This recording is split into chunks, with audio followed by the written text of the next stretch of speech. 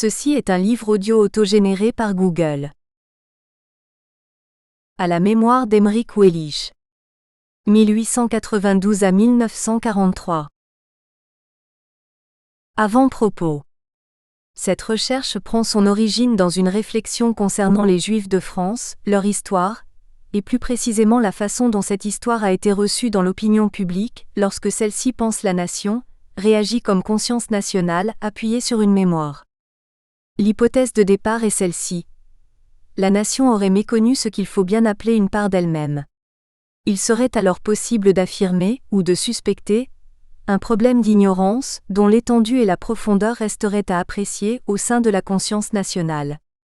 Il y aurait alors lieu de s'interroger sur les fondements d'une telle ignorance, et de déterminer si le défaut de reconnaissance provient d'un préjugé condescendant ou d'un oubli. Bien certainement, le problème n'est pas unique. Il paraît établi que d'autres groupes de population, nombreux, pourraient aisément évoquer un traitement similaire. Plusieurs d'entre les éléments constitutifs de la nation ont pu faire état, en des termes divers, du peu de cas que la collectivité nationale semblait faire d'eux. Les Juifs n'auraient finalement pas un sort différent. Il nous semble toutefois qu'en la matière, les Juifs présentent une forte originalité. Ils introduisent dans la diversité de la population française un élément peu courant, dans la mesure où leur groupe n'est pas territorialisé, et où ils relèvent d'une religion faiblement partagée sur le territoire du pays. Et bien que pouvant légitimement invoquer une fort ancienne présence sur le territoire, au même titre qu'un bon nombre des populations fondatrices, ils ne seraient pas, jusque dans l'histoire la plus récente, reconnus pour tels. Qu'au contraire, les Juifs auraient été durablement l'objet de la part des autres constituants de la nation, d'un regard préjugeant une évidente et irréductible étrangeté. À un point tel que, une fois levée par la Révolution, l'incapacité des Juifs à être des nationaux français a persisté longtemps, en bien des cas et dans bien des têtes. On pourrait donc, mettant côte à côte cette défiance, méconnaissance et l'ancienneté juive sur le territoire français, supposer sur ce point comme une erreur de mémoire, une image altérée. Si nous cherchons à déterminer les contours de cette image, pâlie, faussée, en dépit de l'histoire, nous sommes conduits tour à tour à une interrogation sur les modes de construction et de fonctionnement de cette mémoire nationale, et à un examen de la place des Juifs de France dans l'histoire de la nation, et plus exactement, la part assignée aux Juifs dans la mémoire nationale française, ainsi que les termes sous lesquels la mémoire nationale a choisi de transmettre ce qui touchait une de ses composantes. Cette interrogation se double d'une autre, sous-jacente sans doute, sur les raisons de l'enracinement des préjugés, et tout particulièrement dans des pays économiquement et culturellement développés, où des systèmes éducatifs élaborés et généralisés ont été précocement mis en place. Le XXe siècle a permis à chacun de constater que, pour ce type de pays même, le niveau de développement économique et humain, non plus que les leçons de l'histoire, n'était toujours une garantie d'immunisation contre l'ignorance ou même la sottise. Il nous a semblé que la recherche des éléments de réponse à ces questions pouvait utiliser avec profit l'une des manières dont a été diffusée justement la mémoire nationale dans l'histoire récente. Aussi s'est imposé le dessein de sonder ce qui s'était enseigné à l'école, pièce essentielle d'un dispositif de transmission de la mémoire nationale depuis plus d'un siècle, à partir du moment où elle touche, au moins dans les âges les plus jeunes et les niveaux élémentaires, l'ensemble des générations. Le champ de cette recherche, potentiellement vaste, a donc été circonscrit au discours scolaire sur l'histoire de France, c'est-à-dire son récit et plus encore sa trace écrite, source aisée d'accès et que chacun a d'ailleurs eu l'occasion d'utiliser pour son propre compte, dans son plus jeune âge pour la totalité de la population, dans l'exercice de sa profession pour quelques-uns, les manuels scolaires. Longtemps négligés comme objets des plus ordinaires, les manuels sont désormais considérés comme des sources dignes d'intérêt, ce qu'ont bien établi notamment les travaux d'Alain Chopin. Sous des formes qui varient sensiblement au cours du temps, répondant aux évolutions de l'état des connaissances, des réflexions pédagogiques, des préoccupations sociales, ces livres de classe, sans avoir été conçus pour cela, offrent de précieux témoignages sur la représentation du passé historique adopté par une société à un moment donné, et qu'elle estime alors digne d'être enseignée aux jeunes générations comme fondement d'une mémoire commune. Un parcours de l'histoire des manuels scolaires français, si rapide soit-il, permet de relever certains traits originaux importants. Ainsi évitera-t-on d'adopter trop précipitamment l'idée d'une irrépressible contrainte venant des autorités académiques ou politiques, souvent plaisantées sous le terme d'histoire officielle, et qui ferait du contenu des manuels des textes de pure conformité idéologique, pour ne pas dire de propagande. Malgré qu'en aient eu les régimes politiques du XIXe siècle, l'évolution conduit à un renoncement au contrôle étatique, à une réelle autonomie dans la rédaction des manuels scolaires et dans le choix opéré par les enseignants entre les propositions de nombreux éditeurs. Ces derniers, entrepreneurs libres, travaillent par ailleurs dans le cadre d'un puissant centralisme qui, à l'image des structures du pays, régit l'éducation nationale et délimite à toute époque en un cadre uniforme instruction et programme du monde scolaire. La diversité éventuelle des livres de classe n'est donc pas géographique et locale. Elle tient au choix pédagogique et narratif des auteurs, et à la chronologie. Les manuels de classe, détournés de leur objet initial, donnent la possibilité d'accéder au contenu d'un discours scolaire, de savoir ce qui, passant pour convenable et nécessaire, s'est enseigné. On pense atteindre à travers ces textes, à quelque chose de la conscience collective de la société considérée. Il ne s'agit pas de prendre le manuel scolaire comme une source d'histoire érudite, ce qu'il n'est évidemment pas, mais comme un document d'histoire. Les manuels scolaires peuvent exprimer avec clarté, dans le cadre d'un récit à la fois simplifié et structurant, les traits jugés les plus significatifs et en quelque sorte dignes de mémoire de l'histoire de la nation. Nous obtenons ainsi une sorte d'enregistrement précisément daté, d'histoire nationale, et ou de façon nationale de faire de l'histoire. Les manuels apparaissent ainsi, destin imprévu mais légitime, comme des lieux de mémoire de la collectivité nationale, rôle qui n'avait point paru déraisonnable à Pierre Nora lui-même, 1997 page 15. À partir de ces sources, on peut en particulier observer les états successifs de ce qui dans le récit concerne cette minorité dans la nation que sont les Juifs de France. Examiner ce qu'effectivement il s'est dit dans les textes de l'histoire scolaire sur plusieurs générations, depuis la création d'un système d'enseignement généralisé, permet de préciser la nature des images proposées. Des débuts de la Troisième République à nos jours, il s'agit de relever ce qui est avancé ou omis au sujet des Juifs de France, et par là de rechercher, au-delà des simplifications de la pédagogie et des constructions liées à une conception jacobine de l'unité nationale, la trace possible d'une minorité au sein de la nation. Il s'agit aussi d'examiner si cette image est restée ou non immobile, figée sous les contraintes d'un mode français et républicain de construction nationale, si elle est modifiée et comment, au cours de la période étudiée. Il est fort probable que ce travail n'aurait pu être projeté aisément il y a seulement quelques décennies. Son propos aurait alors risqué d'apparaître sans objet. L'histoire de la nation française a été depuis longtemps élaborée de telle sorte que le groupe humain qui la porte apparaisse comme un ensemble original, aux constituants sans doute divers, mais vu comme un bloc. Quelle pertinence y aurait-il eu à rechercher dans les textes les moins érudits et les moins nuancés de l'histoire de France, les textes scolaires, ceux qui par nature n'avaient aucune raison de s'y trouver? Les auteurs de ces leçons historiques destinées à éduquer les enfants de France faisaient, autant et plus que l'histoire du pays, œuvre d'édification civique en valorisant le français, à travers les apparences de sa diversité régionale, sociale, culturelle, comme réalité profonde d'une communauté nationale de citoyens égaux. Proposer de découvrir au sein d'une histoire fondamentalement unitaire dans ses thèmes d'étude, ses perspectives et son vocabulaire, ce que précisément elle n'avait pas voulu et dont elle n'avait cure, aurait pu passer pour un exercice particulièrement vain. La recherche des traces d'un particularisme au sein de la nation française ne pouvait que se heurter à une tradition historique et civique contraire, et d'une force singulière.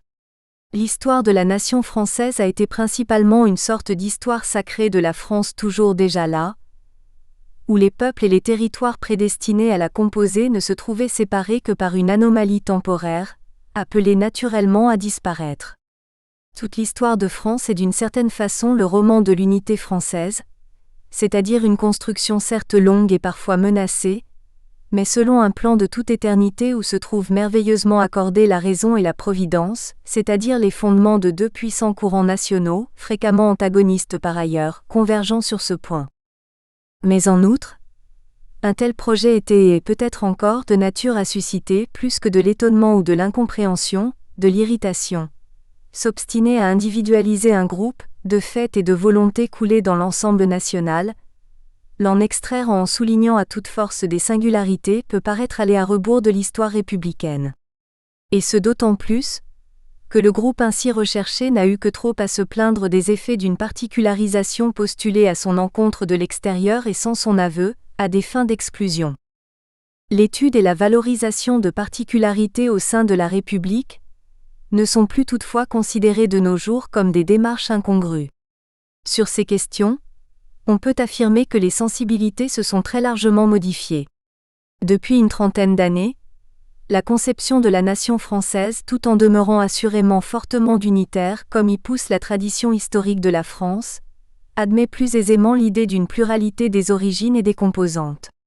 La société entend avec sympathie des discours sur la diversité et les racines, comme contrepoids à l'uniformité du corps civique.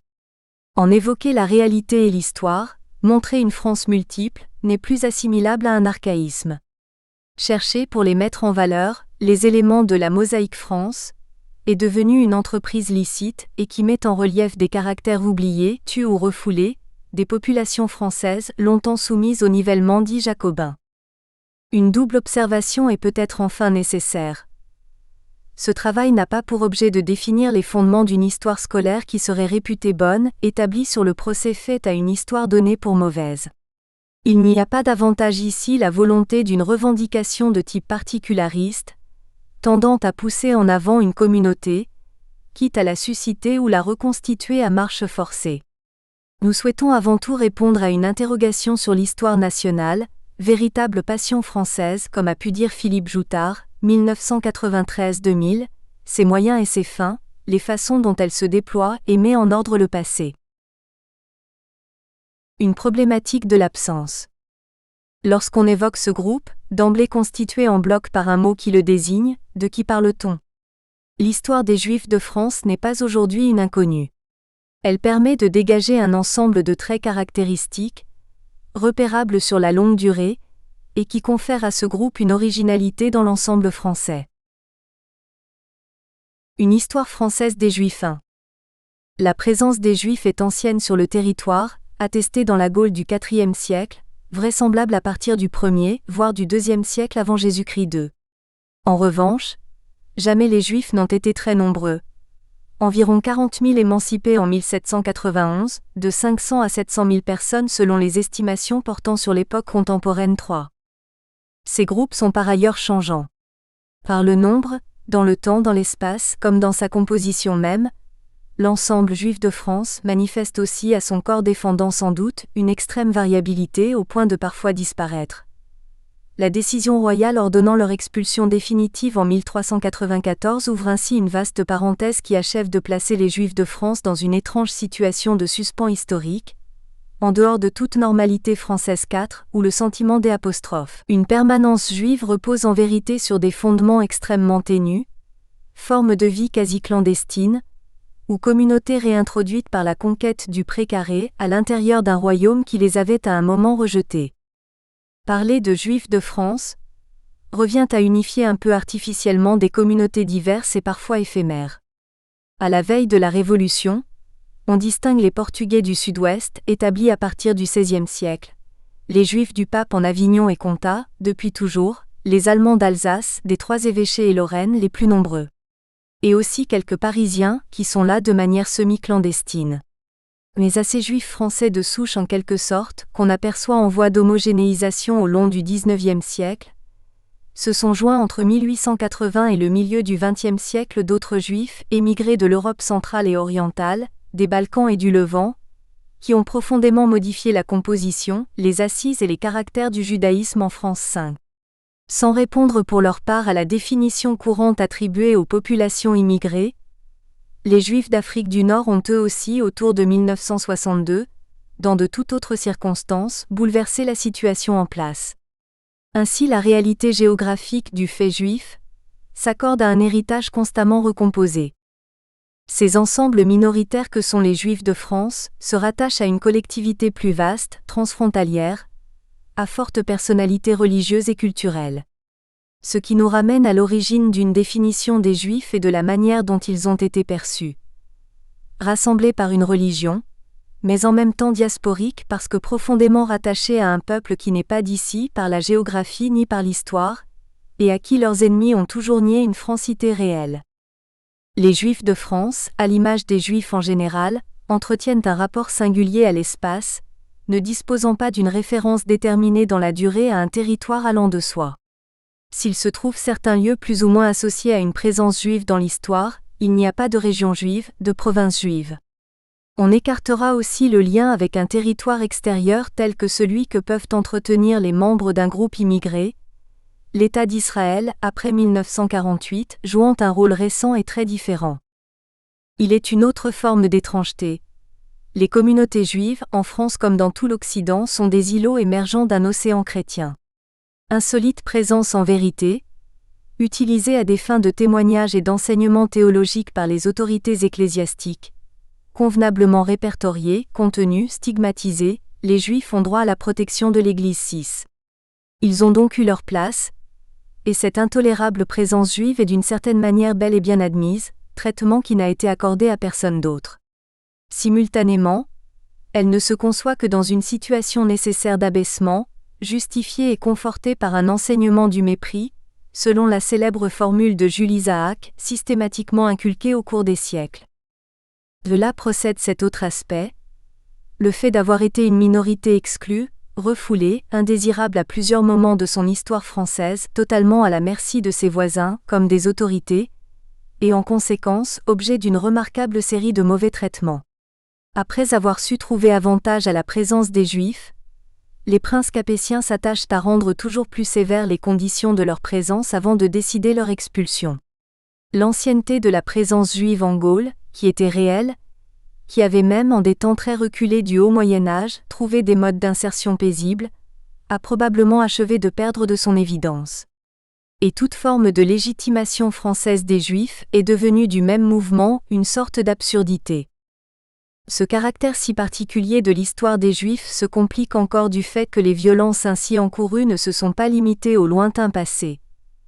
Ce qui s'impose ici de façon sinistre dans l'histoire, c'est bien plus proche de nous, et comme un formidable point d'orgue, non seulement le développement d'un antisémitisme moderne très actif dans l'opinion, mais le retour en plein XXe siècle de la persécution d'État contre les Juifs, puisque c'est apostrophe, et contre les Juifs en tant que Juifs et dans les formes les plus solennellement et les plus méticuleusement juridiques, que le multiséculaire État français établit, à nouveau, la discrimination, sous des formes qui se sont voulues parfaitement modernes.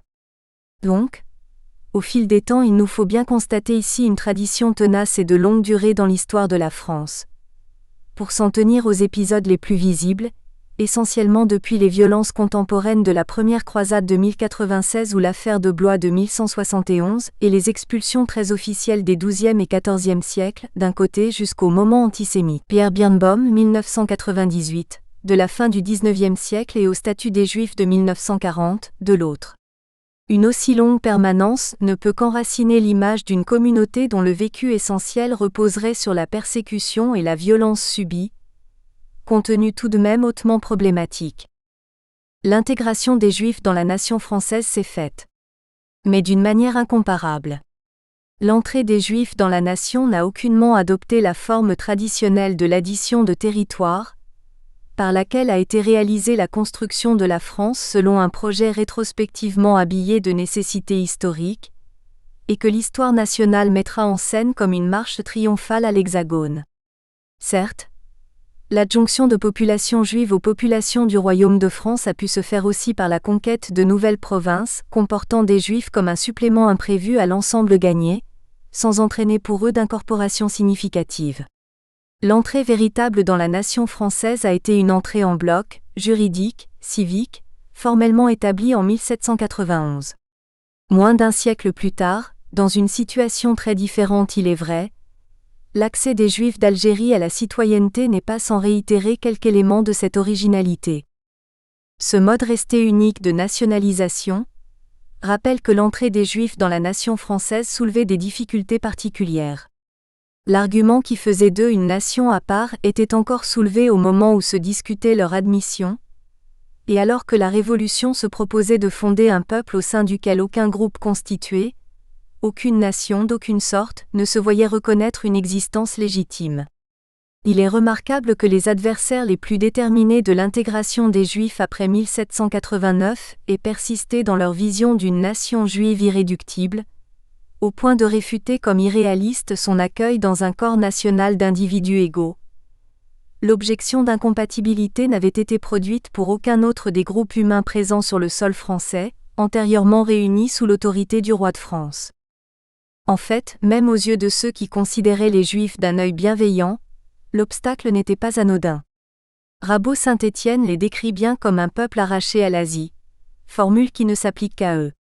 Et toute l'argumentation d'Henri Grégoire, pour être inspirée de la plus vive compassion à l'égard des Juifs, n'en trace pas moins d'eux un tableau assez décourageant. Il estime finalement raisonnable d'intégrer les Juifs dans la nation, moyennant toutefois un pari à faire sur leur régénération. Certes, une telle exigence est applicable au peuple tout entier, au sortir de siècles de servitude, mais il est manifestement demandé aux Juifs un effort plus intense. Au terme du débat, la célèbre formule du comte de Clermont-Tonnerre exprime parfaitement la solution adoptée par les révolutionnaires. Que tous les droits du citoyen soient accordés aux Juifs en tant qu'individus, mais que les Juifs ne puissent prétendre à rien en tant que nation. Le vote d'émancipation de l'Assemblée nationale constituante, acquis au terme d'une réflexion plutôt longue, en septembre 1791, valide la vision optimiste de l'abbé Grégoire mais ne clôt pas le débat. Napoléon a jugé indispensable en 1807 à 1808 de reprendre l'affaire sur de toute autre base. Les Juifs devaient, fait unique, mériter la régénération, et être sévèrement encadrés par des dispositions légales discriminatoires au cours d'une période probatoire de durée mal définie. Pierre Birnbaum 2007.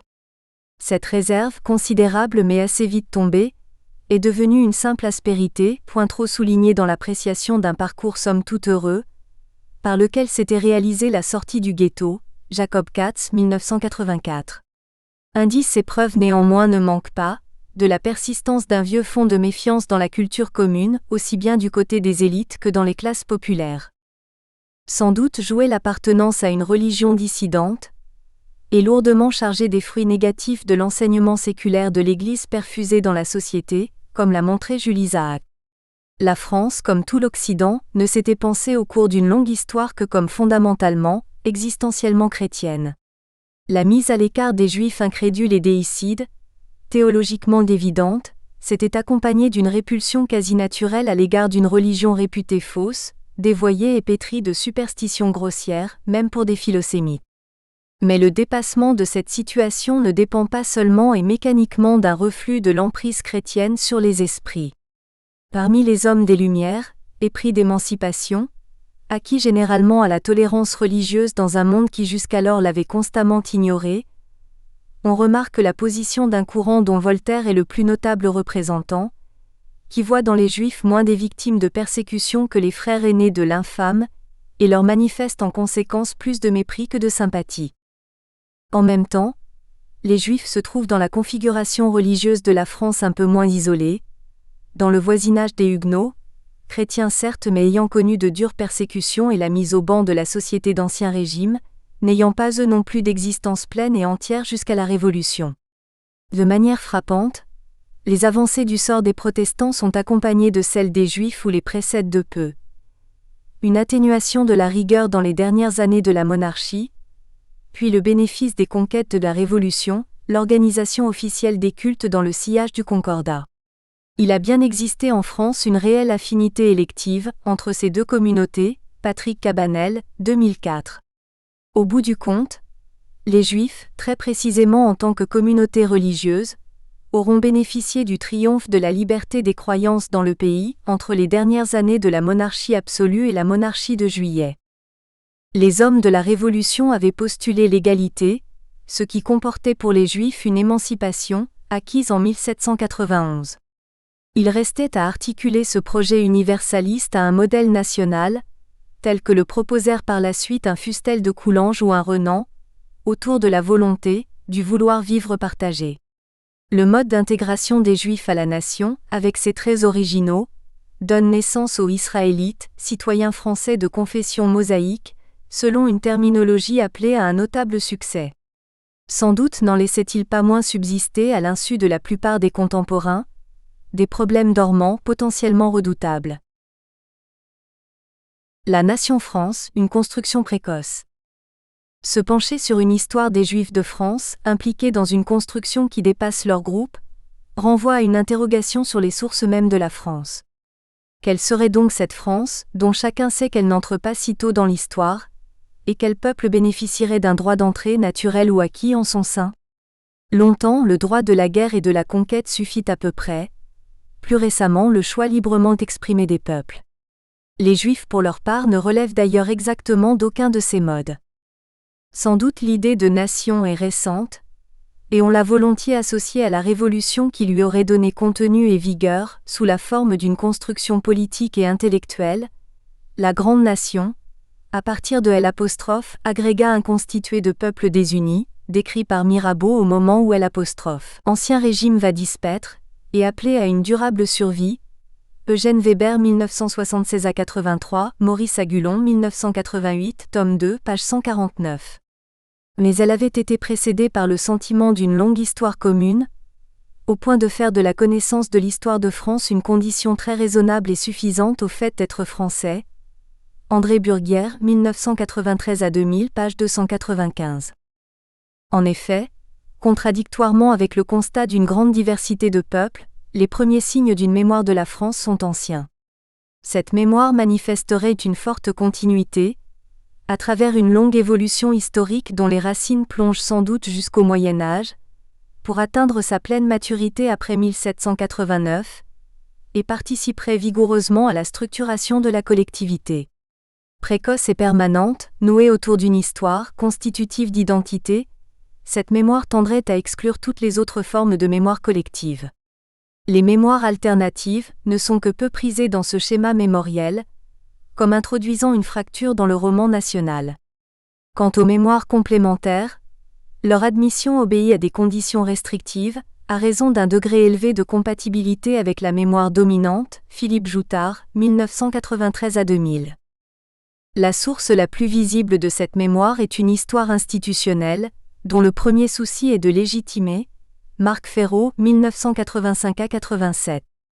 De ses balbutiements à son épanouissement, l'historiographie de la France est semée de jalons par lesquels s'est constituée sur la longue durée une mémoire commune, en une volonté tenace, à travers des formes et suivant des motivations apparemment bien diverses, mais travaillant finalement dans la même direction, montrant que l'acquis de tous les siècles converge pour former la nation, fruit inéluctable du temps, selon la belle formule de Colette Beaune, 1985 page 12.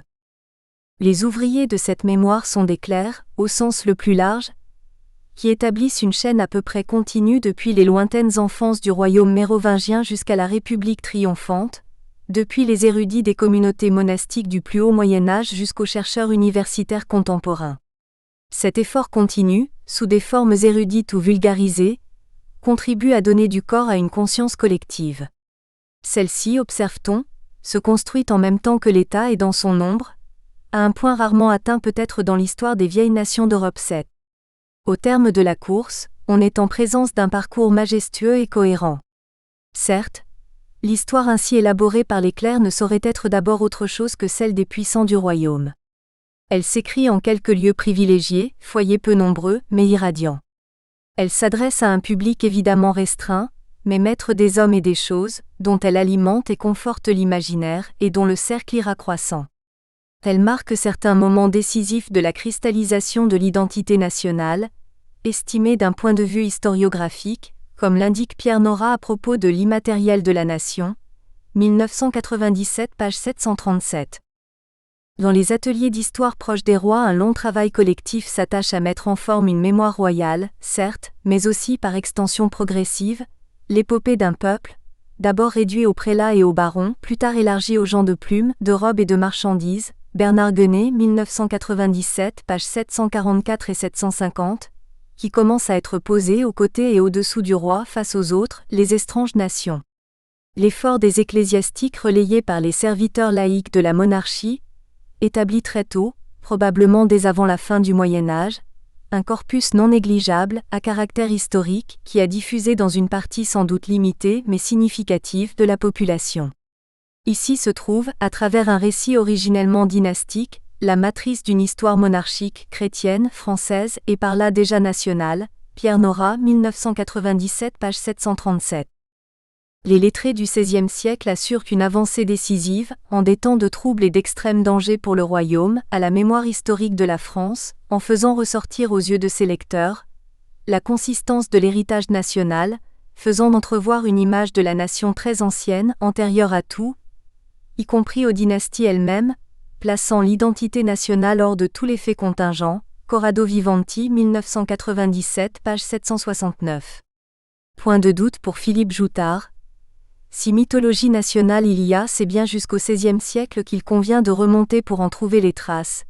Ce sont les historiens de ce temps, ces parlementaires adeptes de l'histoire parfaite, qui sont les véritables créateurs de l'histoire mythologique nationale, reprenant pour lui donner une majestueuse ampleur l'esquisse apparue dès la fin du XIIIe siècle. Il reste aux modernes à rechercher et trouver les confirmations, l'achèvement, dépasser les insatisfactions, concevoir l'ensemble de l'histoire de la France comme un tout cohérent. Mais la tâche n'est pas aisée. Nous n'avons point encore d'histoire de France, écrit Augustin Thierry en 1829. Et Ernest Lavis proclame encore comme en écho en 1881, l'histoire de France est à faire. Bis. Il revient en fait au XIXe siècle, saisi d'un besoin d'histoire, d'en réunir solidement les deux extrémités, par-dessus la formidable fracture de la Révolution. L'histoire nationale, non celle des rois, bien qu'elle se soucie d'en réintégrer l'époque en accent aigu interprétant le passé monarchique de la France, se met en place, à travers l'œuvre de Michelet, qui selon son propre témoignage, voit la France dans une sorte d'illumination au lendemain de la Révolution de Juillet. Sa vision quasi-prophétique réaménage l'histoire de France, qui devient alors le récit du prodigieux et séculaire cheminement d'un peuple en marche, une nation élue qui illustre et interprète l'histoire même du genre humain. C'est l'éclosion d'un modèle qui permettra de donner un passé commun aux Français, en faisant partager au plus grand nombre une histoire claire, cohérente et porteuse de sens. Le choix d'ancêtres, bien moins que la traduction d'une exacte réalité des faits historiques, affirme des préoccupations sous-jacentes quant à la définition du groupe. Plusieurs candidatures ont été avancées, et depuis très longtemps à l'ascendance supposée des Français. En vérité, des assertions d'érudits et des hypothèses d'historiens, l'opinion commune n'a retenu que deux peuples des origines, les Francs qui ont l'indéniable avantage du nom donné au pays, et les Gaulois.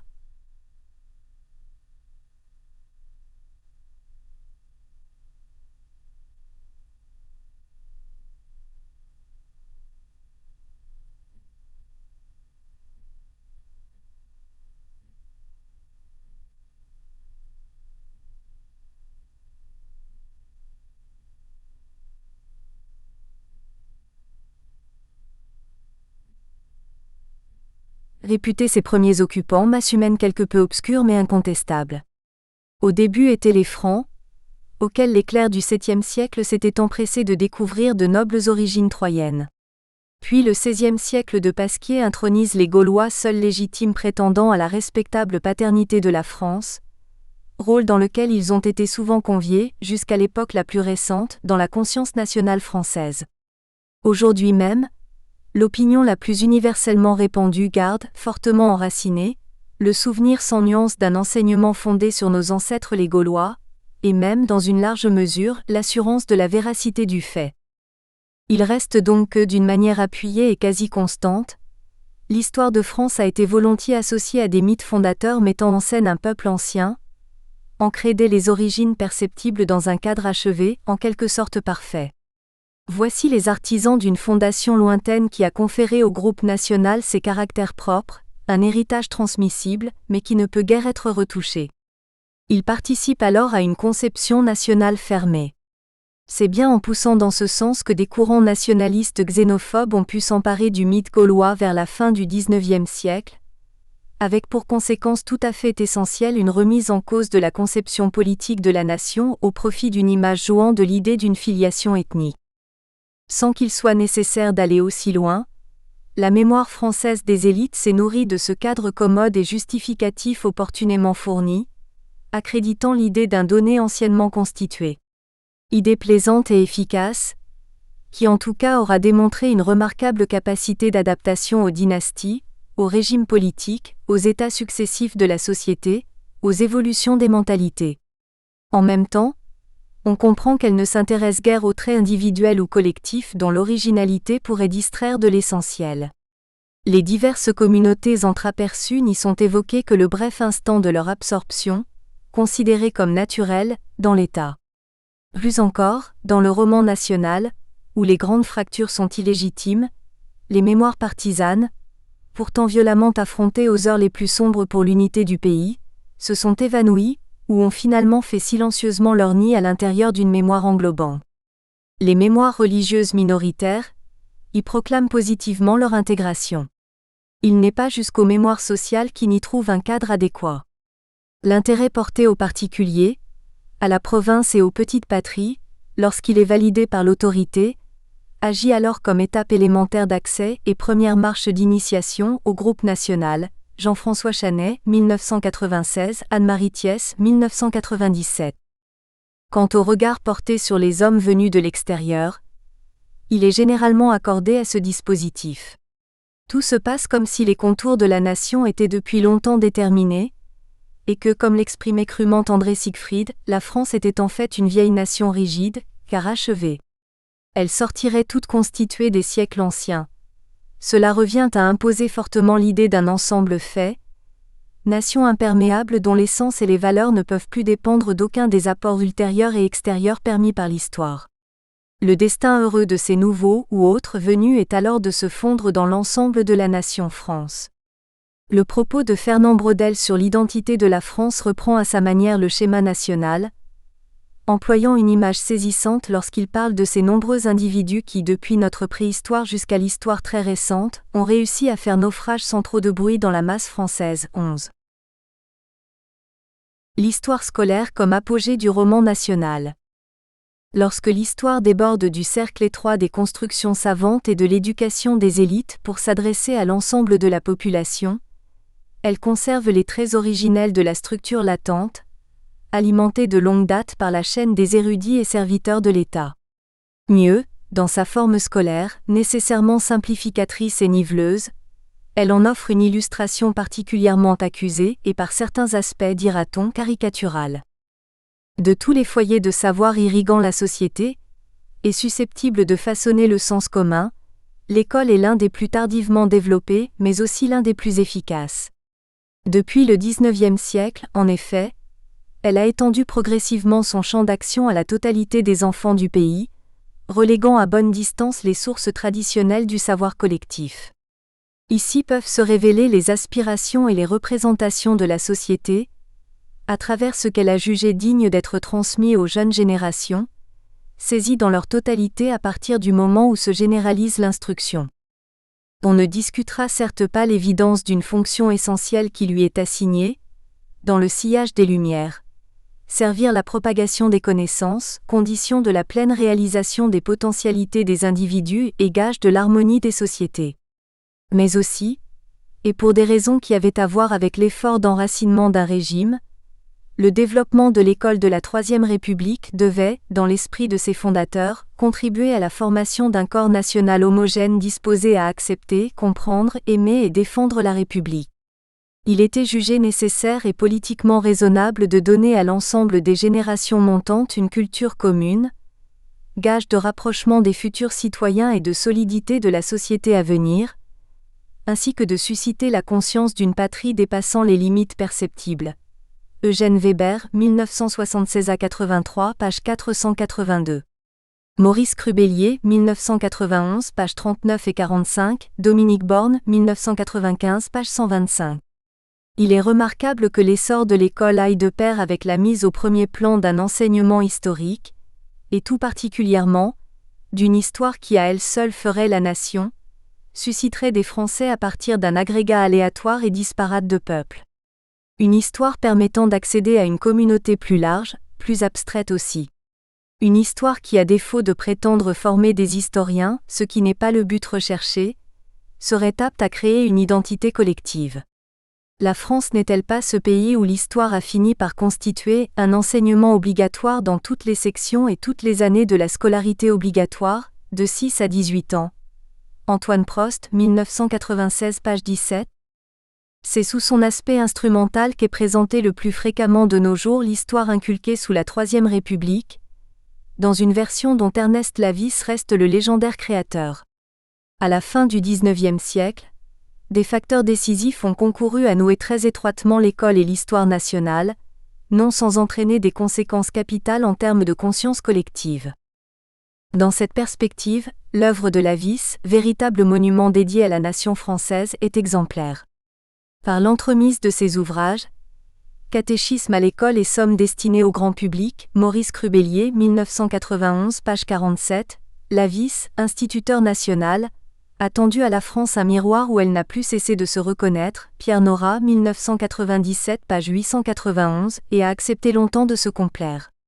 L'entreprise de Lavis, maître d'œuvre d'une fondation de l'histoire, idéologie, méthode, structure, dans la France de la fin du XIXe siècle est capitale, en ce qu'elle se situe au moment d'une avancée décisive de l'histoire fondée comme science, et qu'elle correspond à la fondation et à l'enracinement de la Troisième République, en même temps qu'à la généralisation de l'enseignement primaire en France.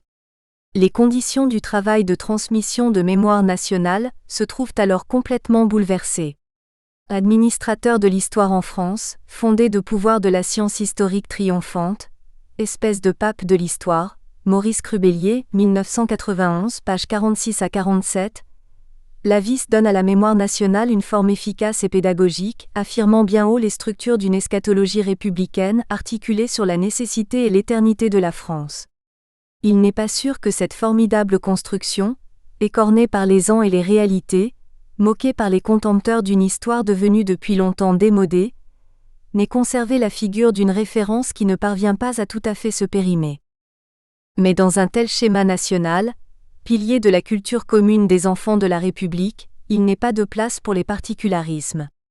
Aussi, y conçoit-on difficilement un statut des minorités. Ces dernières ne sauraient même avoir de réalité et d'avenir dans un pays qui s'est donné pour fondement une révolution de l'égalité des droits, et qui a institué la nation comme l'ensemble des citoyens. Dans cette perspective, toute l'histoire de la France d'avant 1789, un moment réduite à la triste vision d'une servitude séculaire, pouvait être conçue comme le chemin parfois contrarié, mais inéluctable, à la communauté des Français. Ainsi, dans cette histoire réduite à l'essentiel, les peuples de l'Hexagone, loin d'être conquis, pouvaient être montrés faisant retour l'un après l'autre au giron national, selon une démarche prélégitimée, progressiste et incontestable. Les particularismes, s'il en apparaissait, soulignaient la survivance d'archaïsmes voués à disparaître, ou de façon plus positive, servaient parfois, sans jamais remettre en cause l'unité fondamentale, à glorifier la richesse du groupe national. Ils pouvaient aussi illustrer les excès d'une époque d'obscurantisme et d'intolérance, ce qui n'avait plus lieu d'être dans la France des libertés. L'inculcation d'une telle histoire nationale au sein d'un enseignement pour tous a œuvré avec constance à ce grand dessein, la promotion d'une mémoire collective, comme ciment de la nation. Le rôle de l'école de la Troisième République était dès lors clairement tracé, dès les années 1870. En tout premier lieu, il ne pouvait s'agir que d'assurer un avenir et de substituer aux mémoires qui divisaient les Français une histoire nationale capable de les réconcilier, à la fois savante et patriotique, ou si l'on préfère, à défaut de la mémoire pour tous, on enseignerait la mémoire qui garantit l'unité française. Maurice Crubellier, 1991, page 45. Le couronnement de l'entreprise se fait par l'institution d'un enseignement primaire et secondaire uniforme et autoritaire, qui a acculturé avec la même efficacité les enfants des paysans français, des émigrés polonais et italiens, des colporteurs et des marchands juifs, faisant d'eux les mêmes fils de l'instruction laïque et obligatoire. Dominique Schnapper, 1980, page 56. Le projet politique, social et historique de la République a longtemps fonctionné d'une manière suffisamment cohérente et attractive pour convaincre la France des terroirs.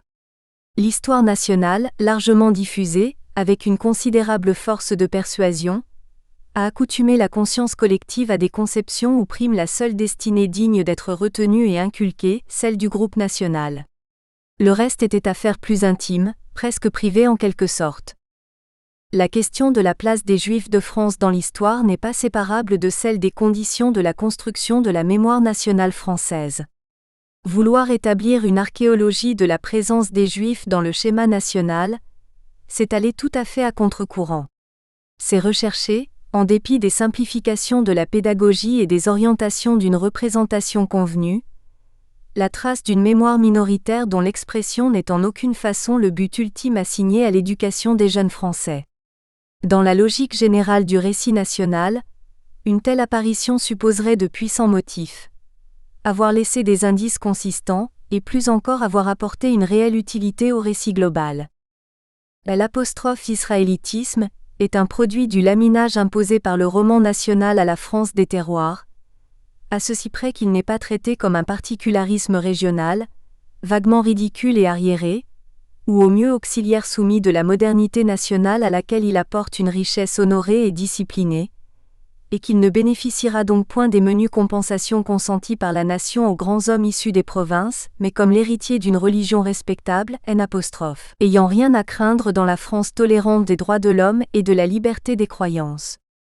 Les Juifs comme groupe religieux, formule récusée depuis 2 siècles par ceux qui considèrent que le judaïsme n'est pas simplement réductible à une confession, reste l'idée la mieux reçue, sachant que dans cette configuration, la judaïté se voit confinée dans la sphère des croyances, de l'espace privé, 12 dont la République laïque n'a pas à connaître et son école non plus 12.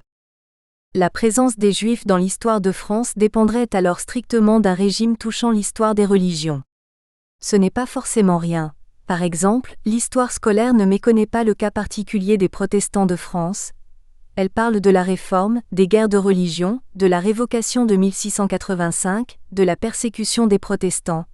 Elle met en place une perspective conflictuelle, attentive aux dommages et à l'injustice.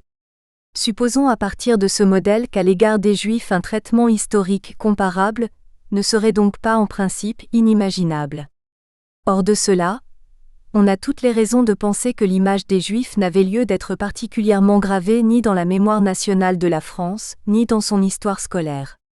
Ne s'agit-il point au fond que d'une très petite originalité, numériquement faible, ne comptant que très peu dans la construction de la nation française ? Si l'on souhaite avoir une idée des intentions de l'autorité en matière d'histoire scolaire, il n'est que de commencer par la lecture des programmes d'études. La recherche de la place qui occuperait les Juifs semble avoir eu en tout temps de quoi décourager toute autre exploration. Le mot juif, lui-même est inconnu des programmes jusqu'en 1995. Les Hébreux antiques, de manière frappante, y sont constamment présents, ce qui n'est certes pas négligeable dans un récit des origines et dans la constitution d'une image des Juifs, mais il ne s'agit dans ce cas nullement des Juifs de France. Pour tout le reste, il est tentant de conclure à une totale absence des Juifs dans l'histoire de France. Ainsi ont fait beaucoup d'observateurs, à partir du moment relativement tardif, où a émergé l'idée d'une histoire nationale oublieuse des histoires particulières de ces minorités. Nouveau horizon de la conscience nationale.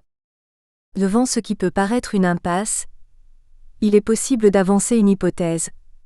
Que les conditions d'une présence des Juifs dans l'histoire scolaire française ont été très sensiblement modifiées dans le cours de la période étudiée, la libérant des liens contraignants de la construction nationale imaginée dans ce pays. Une première raison tient à ce que les Juifs de France ont été, dans le siècle écoulé, affrontés à une situation sans équivalent, sans comparaison possible avec l'histoire d'aucune autre minorité du pays. Aux antipodes de l'idée d'une nation civique fondée par une volonté commune, ils ont dû faire face à l'explosion de l'antisémitisme dans ses formes modernes, culminant de surcroît par un retour à la persécution d'État. Événement inouï et traumatisme majeur mettant en cause dans l'histoire la plus contemporaine et les Juifs de France et la nation elle-même. En particulier, une conscience certes tardive mais profonde du génocide a fait son chemin dans la nation tout entière, alertant davantage historiens et responsables d'opinion, de telle sorte que la volonté de transmission, notamment par le biais de l'école, a été naturellement prolongée par le souhait d'une meilleure connaissance des Juifs de France au cours de toute leur histoire. Projets dont l'importance et l'urgence ont été d'autant plus vivement ressentis, que d'autres courants apparaissaient au grand jour, désireux de réduire la place des Juifs dans l'histoire de France à des dimensions négligeables, à commencer par ce qu'elle avait eu de plus terriblement singulier. Parallèlement, et c'est une seconde raison, le dispositif de mémoire nationale acquis a connu de sensibles déplacements. Ce dispositif avait certainement atteint son objectif. Il dispensait un récit national fort, acceptable, flatteur, et une série de repères communs aux membres du corps civique qui en étaient systématiquement instruits, et qui pouvaient de génération en génération y trouver à la fois du sens et un lien de profonde connivence, au-dessus et au-delà des identités plus intimes. Mais il s'est trouvé placé en porte-à-faux par l'évolution même du pays et de la société des citoyens. En fait, une série d'événements a entraîné une crise latente d'où la conscience nationale sort assez profondément altérée, cependant que le récit national est soumis au scepticisme, aux critiques et propositions de révision. En bref, l'idée de nation ne suffit plus, ne satisfait qu'imparfaitement les sentiments identitaires quand elle ne les offense pas. Aussi, si l'on accepte l'idée qu'au XIXe siècle, et principalement sous la Troisième République, avaient été solidement et massivement établis en France les éléments d'une conscience nationale, dans des formes privilégiant l'ancienneté, la continuité et l'homogénéité du groupe national tout au long d'un véritable destin providentiel, il faut aussi admettre que la conscience collective ainsi constituée a été amenée à affronter des nouveautés discordantes. Non que le fil antérieur ait été tout à fait rompu. La Grande Guerre se prêtait à une lecture parfaitement compatible avec l'histoire enchantée de la nation française. Elle était même capable d'en constituer, somme toute, un épisode particulièrement convaincant. Néanmoins, cette image magnifique à son apogée où pouvaient se reconnaître l'une et l'autre des deux versions, religieuse et laïque, de la nation, n'a pas trouvé durablement l'assise d'un socle solide. La conscience nationale française au contraire a été engagée de plus en plus profondément dans le sentiment d'une perte de confiance en son avenir. Ce dont témoigne l'évolution de l'opinion publique de l'entre-deux-guerres, et aussi, quoique de façon peu accentuée il est vrai, les manuels scolaires de cette même époque, où les seules traces à peu près visibles sont significativement celles d'une sourde angoisse démographique. En fait, la conscience nationale française, théoriquement comblée, se trouve soumise à de violents débats internes et au sentiment diffus d'extrême péril. Le traumatisme de la défaite de 1940, et ses séquelles immédiates, comporte des conséquences pratiques et psychologiques d'une portée autrement immédiate et irréfutable, dont on sait qu'elles ont été un temps atténuées par l'heureuse appartenance au camp des vainqueurs et les apparences d'une restauration après 1945. D'autres ébranlements fondamentaux devaient suivre, où l'on relèvera deux faits très éloignés mais de grands effets sur le sens des identités, bien propres à produire désarroi ou désaffection à l'égard du roman national. D'une part les drames de la décolonisation, de l'autre les conséquences en apparence plus souriantes mais redoutablement destructrices de Racine, de la modernisation de la France contemporaine dite naguère de façon imagée Seconde Révolution française 13. Aussi, la mythologie nationale traditionnelle peine à convaincre encore dans la France des Trente Glorieuses malgré la synthèse un temps proposée par le général de Gaulle entre grandeur et modernité. La sève s'en épuise, l'enseignement en recueille moins d'assentiments et de compréhension. Plus encore, le regard finalement porté non sans réticence et grandes difficultés sur les crises nationales les plus récentes, les plus déchirantes, et générateurs de troubles. À ce titre, la période de la Seconde Guerre mondiale porte les germes d'interrogations bouleversantes qui à plusieurs reprises débordent le champ des études historiques pour interpeller brutalement l'opinion. Or, au cœur de ces questions longtemps suspendues, et que les Français en viennent à se poser à eux-mêmes à partir de la décennie 1970, se trouvent les Juifs de France. On ne saurait d'ailleurs tenir pour rien, dans un pays de vieille culture catholique, les considérables retournements ayant affecté la doctrine officielle de l'Église aux approches et au-delà de Vatican II. Une troisième raison tient à un ébranlement du rapport vécu entre l'État-nation et ses composantes. Les manifestations les plus visibles en sont une nouvelle légitimité accordée aux sentiments particularistes de tous ordres, le goût des racines et des origines, allant jusqu'à la réapparition, au grand jour en tout cas, d'une sensibilité communautaire à partir de la décennie 1970.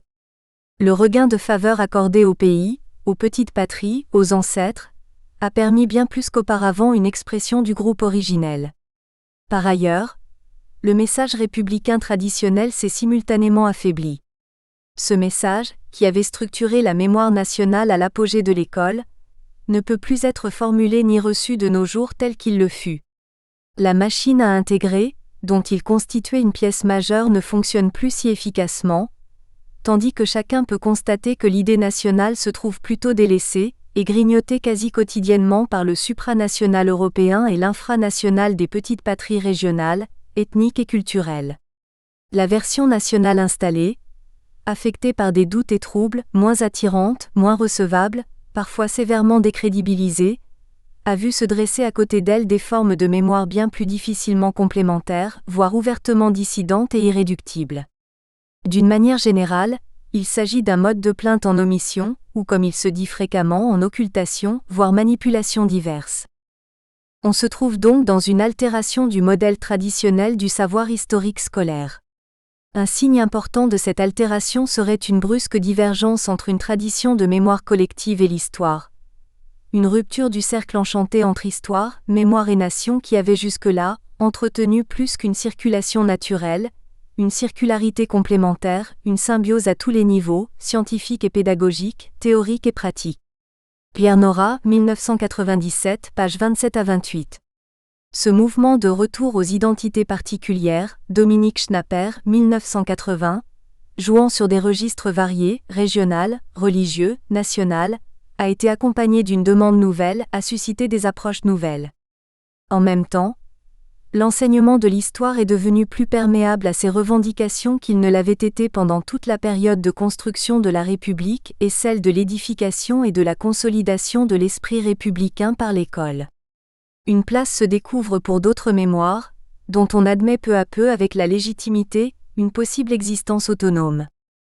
Cet ensemble de réorientation survient avec une force renouvelée dans la fin du XXe siècle, au sein d'une société où les mouvements de l'opinion s'accélèrent et s'amplifient, portés par une circulation rapide de l'information, et où les foyers installés de production d'histoire ne sont plus aussi exclusifs et semblent moins incontestables. Après 1970, de nombreuses crises, plus ou moins accentuées mais manifestant toutes un malaise profond, n'ont guère cessé d'affecter la société française, débordant volontiers des cercles restreints de spécialistes pour être portés sur la place publique, sur la mémoire et les mémoires, sur le passé et l'identité nationale, sur l'histoire et son enseignement. Il est certain que les historiens, chercheurs et enseignants professionnels ne sont pas demeurés à l'écart de tels mouvements, reprenant telle ou telle interrogation, ouvrant des réflexions et posant des limites avec leurs armes propres, intellectuelles et scientifiques, quand ils ne se trouvaient pas eux-mêmes directement interpellés. Naturellement, les Juifs de France ne sont pas isolés de tels changements. Non seulement en tant que citoyens évidemment perméables au mouvement de la société, mais aussi dans la mesure considérable où leur cas spécifique a pu se trouver au cœur même de ces mouvements. Dans les 30 dernières années du XXe siècle, l'image qu'en proposaient les manuels scolaires à l'intérieur du champ d'attraction national, et qui s'appuyait sur un ensemble d'éléments apparemment bien répertoriés, se modifie et d'une façon très synchronisée avec une réflexion sur l'histoire de la nation française même. Il faut donc se demander si, à une longue phase de silence et de discrétion à l'égard des Juifs de France dans les manuels scolaires, ont pu succéder des dispositions différentes, porteuses d'autres démarches, d'autres discours, de formulations amendées et finalement d'une image renouvelée. Le peuple d'Israël, une source ambiguë. La question des Hébreux n'a que peu de rapport à première vue avec la nation française. Mais il est fort probable que l'histoire de ce petit peuple antique se trouve à la racine de toute image formée à propos des Juifs, ce qui justifie un examen de la manière dont les livres scolaires l'ont abordé.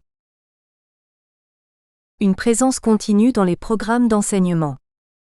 Jamais l'enseignement de l'histoire en France n'a ignoré les Hébreux.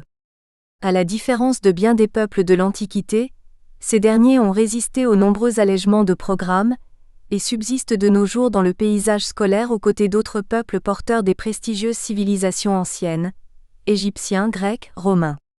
Leur histoire, assez peu abordée dans une école primaire plutôt vouée à l'histoire de France, a été surtout affectée au premier cycle du secondaire, en classe de 6e ou 5e, et plus rarement au second cycle, entre 1902 et 1923 et après 1981. De nombreux textes scolaires relatifs aux Hébreux sont ainsi des textes assez simples, destinés à des élèves d'âge peu élevé. Au fil des générations de manuels, l'exposition de l'histoire du peuple hébreu n'a pas beaucoup changé dans sa structure. Les leçons s'articulent autour de quelques étapes bien reconnues. D'abord, l'apparition des Hébreux du côté de la Mésopotamie et leur migration sous l'autorité des patriarches. Ensuite, la sortie d'Égypte et l'installation en terre promise, marquée par le récit des affrontements avec les peuples cananéens et philistins, est suivie à brève échéance par la fondation d'un royaume, où se distinguent les personnages phares de la dynastie davidique à l'apogée d'Israël, David lui-même, Salomon. Puis survient, dans un environnement régional beaucoup plus dangereux, un affaiblissement inexorable, imparfaitement compensé par le retour de l'exil babylonien. Enfin, hors du récit chronologique, sont exposées les structures et l'esprit de la vie religieuse du peuple hébreu. En dehors de cette partie qui leur est réservée et où ils apparaissent comme les héros du récit, les Hébreux antiques sont entrés éventuellement en scène dans certains chapitres consacrés à d'autres grands acteurs de l'histoire, les royaumes hellénistiques et surtout l'Empire romain. Ainsi une place leur a été généralement ménagée à propos des guerres des Juifs sous les empereurs Flavien et Antonin, et dans une toute autre perspective, au moment de la naissance du christianisme. Autour de ce dispositif stable se distinguent plusieurs formulations. On rencontre d'abord des récits très développés. Les livres du XIXe siècle exposent une histoire événementielle très fournie, narrant une série d'aventures d'ailleurs très attractives tirées des récits bibliques, dans une tonalité d'histoire sainte. Puis, dans les premières années du XXe siècle, la démarche se fait moins littéraire et plus historienne, une certaine mise à distance de l'objet est perceptible, la langue se simplifie. Cette forme de récit s'impose à partir des années 1920. Lorsque le texte fondamental tend à se réduire, tout particulièrement dans le dernier quart du XXe siècle, on s'attache à une vision beaucoup plus globale et synthétique dans le cadre d'une chronologie simplifiée. L'étude, de plus en plus laïcisée, dépouillée d'éléments polémiques, paraît soucieuse de proposer une vision humaniste et spirituelle de l'aventure historique du peuple de la Bible. C'est aussi le moment où l'histoire des Hébreux est parfois reprise, en des termes plus élaborés, dans les manuels de second cycle qui, après 1960, invitent à réfléchir aux racines du monde occidental. On observe une certaine pluralité des termes utilisés pour désigner ce peuple, jusque dans la rédaction des programmes. Les manuels anciens, à la fin du XIXe siècle et encore au début du XXe, emploient fréquemment et sans détour le mot juif 14, sans d'ailleurs exclure pour autant hébreu, israélite, ce dernier terme étant préféré par les auteurs à très vaste audience que sont Lavis ou Gauthier Deschamps. Lorsqu'après 1920 semble se marquer une légère éclipse de juifs, hébreux tend à prendre une place prépondérante en accord avec la nouvelle rédaction des programmes du moment. Néanmoins, dans la décennie 1930, il est très courant de donner les trois termes comme étant simplement synonymes 15. Un quatrième, celui de judéen, apparu dès 1902 mais mis à l'honneur après la Première Guerre mondiale dans les manuels Hachette, se retrouve dans les rééditions issues jusqu'en 1970 de la collection Malé-Isaac ainsi que dans les nouvelles collections parues alors à ses côtés 16. Moins en faveur par la suite, le terme se rencontre encore jusque vers le milieu de la décennie 1997.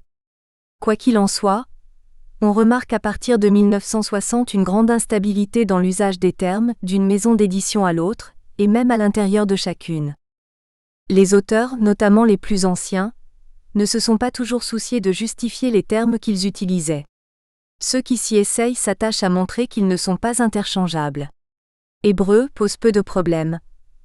On s'accorde à indiquer que le mot a été attribué à ces sémites nomades par leurs voisins, eux-mêmes se disant enfants d'Israël, égal de Jacob, d'où procède israélite. Juif paraît d'un usage moins assuré. L'origine en est présentée comme tardive, même par des auteurs qui le pratiquent pour toute époque. Ceux qui, en nombre croissant, veulent justifier les termes employés, associent généralement Juifs et gens de Juda. Mais de quel lien s'agit-il ? Certains passent par la géographie d'une petite principauté, qui renvoie à l'une des tribus traditionnelles 18. D'autres ajoutent à la territorialisation le déterminant chronologique de la destruction. Les gens de Juda proviennent du dernier royaume hébreu détruit par Nabuchodonosor au VIe siècle, ou encore sont ceux qui y retournent après l'exil. D'autres enfin évoquent une qualité religieuse, acquise soit avant la chute de Juda, soit après le retour de Babylone. Finalement, les Juifs seraient ceux qui perdurent en dépit des épreuves historiques, ceux qui restent des Hébreux au terme d'une longue évolution. Les manuels des 20 dernières années du XXe siècle ont encore accentué leur réflexion terminologique. Le mot israélite y étant beaucoup moins employé, celui de Hébreux touche aux temps les plus reculés 19, celui de Juif aux époques les plus tardives. La distinction est essentiellement bâtie sur la succession des époques, croisée avec des traits religieux et géographiques. Hébreu, israélite et juif sont trois mots pour désigner le même peuple, mais à des époques différentes. 20.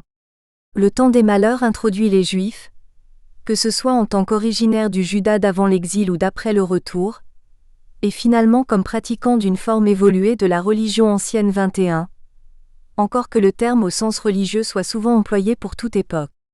Fréquemment enfin, les Juifs en un sens implicitement post-antique sont dits descendants ou héritiers des Hébreux, ce qui établit clairement les filiations.